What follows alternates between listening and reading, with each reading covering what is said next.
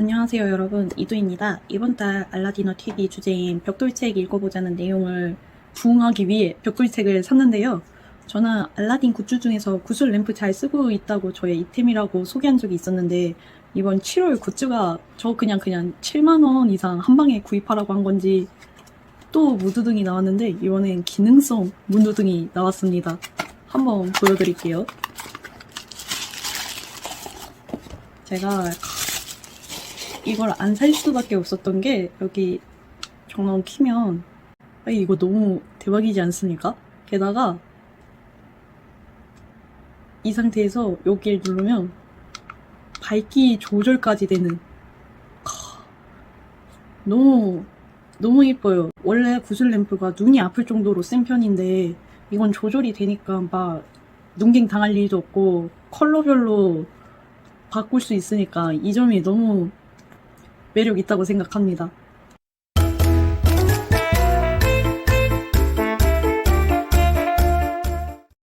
이제 7월 달에 산 책들 소개하기 전에 밀렸던 저번 달에 좋았던 책들을 먼저 한번 소개를 해보도록 하겠습니다. 5월 베스트 논픽션은 프로세스 이코노미인데요. 이 책은 결과물이 아닌 그 과정을 판다는 새로운데 새롭지 않은 가치 전략서로서, 이런 말이 있잖아요. 노력하는 자는 즐기는 자를 이길 수 없다고. 약간 찐 광기는 고통을 즐기는 자인 거잖아요. 이 책에서는 머릿말에서 나온 것처럼 이제 결과보다는 과정을 팔아야 한다고 합니다. 그러면서 왜 결과로서는 이제 답이 없는지, 어떤 과정을 팔아야 하는지 나오는데 이해되기도 쉽고 공감도 많이 되었습니다. 우리가 정보가 많아지고 입소문 퍼지는 속도도 빨라지다 보니 이제 고만고만한 품질, 가격, 마케팅, 유통, 브랜딩까지 다 비슷비슷 또이또이 하니까 결국 프로세스, 과정이 중요해지면서 커뮤니케이션이 그 가치로 가장 매우 강력한 콘텐츠가 되었는데요. 즉 소통 창구인 커뮤니티를 지배하는 사람이 모든 걸 지배한다는 그런 내용입니다. 편리함은 이제 디폴트, 이미 글로벌 대기업이 뽑아낸 그 고품질의 사용 가치를 선택하거나 저까지만 자신의 뜻과 일치하는 의미 가치, 이 둘 중에 하나만 선택되는 건데, 일반인이 이미 자리 다 잡은 글로벌 대기업과 맞짱 떠봤자 아주 특별하고 특출나지 않는 이상 거의 99% 확률로 전멸이고, 모든 게 이 넘쳐나는 시대에 이제 필요한 사용 가치보다는 자신만의 가치관이 담긴 의미 있는 것에 더더욱 중점을 두고 있다. 이런 내용입니다. 그래서 이 책의 핵심은 결국 과정을 즐겨라 라고 할 수 있는데, 이것이 저는 성공 요소에서 가장 가벼운 개념이라고 생각이 들었습니다. 그리고 6월달에 읽은 베스트 논픽션이 바로 사장을 위한 MBA 필독서 50인데요. 이 책이 인상 깊은 게 유명한 비즈니스 서적 50권의 핵심을 압축한 책인데, 공통점이 당장 실행할 것, 그리고 하지 말아야 할 것을 정하고 하지 마라, 요 두 가지 특성이 좀 반복적으로 나옵니다. 저는 이 두 권의 책으로 가벼운 성공을 하려면 그 과정을 즐겨야 하고, 과정을 즐길 거면 당장 실행을 해야 하는 거고, 당장 실행할 거면 하지 말아야 할 것을 하지 않으면 된다, 요렇게 정리가 되더라고요. 약간 100세의 시대라고 하지만 언젠가 늙고 힘이 없고 인생을 착실하게 살아왔는지 아닌지 스스로 판단되는 날이 올 텐데, 과정을 겪어서 결과가 도출되는 것처럼 결국에 이 과정들이 인생인 거니까 이걸 즐기는 것이 인류 인생이라는 그 당연한 진리를 다시 한번 느끼게 되었습니다. 6월에 읽은 픽션 베스트는 디렛마트 희곡선, 이 책입니다. 이 책 너무 재밌어요. 와, 진짜 소재도 전개도 무슨 이런 세련됨의 극치입니다. 희곡이다 보니 연극 대본처럼 되어 있는데 그게 더 임팩트 있는 느낌의 두 단편이 있지만, 단편과 저자의 후일담, 부록들, 이것마저 진짜 하나의 작품 속 이야기처럼 너무 좋더라고요. 그냥 추리, 스릴러, 블랙 코미디 좋아하시는 분들은 꼭 읽어보세요. 첫 번째 단편 노부인의 방문은 예전에 좀 잘 나갔지만 지금은 망해가는 도시에 온몸이 어딘가 뭔가 개조인간처럼 되고 돈을 막 펑펑 쓰면서 분해나는 한 노부인이 등장하는데, 자신의 옛사랑과 막 추억 속 고향을 둘러보고 이 망해가는 도시에 자신이 원하는 단 한 가지 조건만 들어주면 파격적인 금액의 돈을 기부해준다고 합니다. 그 조건이 뭔지, 결국 그 과정은 어찌 될지 쉽게 유추할 수 있어도 되게 홀려보게 되는 그런 책이고요. 두 번째 단편 물리학자들은 진짜 탑티어 정신병원 병동에서 3명의 물리학자들이 살고 있었는데, 이들은 모두 그냥 무난한 병자들이라고 생각했으나 간호사 한 명이 3명 중 1명에게 목 졸려 죽었고, 또 한 번 동일한 사건이 나타나면서 이제 본격적으로 형사까지 등판한 약간 사회파 추리 소설인데 이거 진짜 재밌습니다. 저는 노부인의 방문 그 소개를 보고 기대하고 읽었는데 물리학자들도 진짜 너무 재밌어요. 개인적으로 다 읽으면 저는 물리학자들이 조금 더 완성도가 디테일이 미쳤다고 생각이 들었습니다.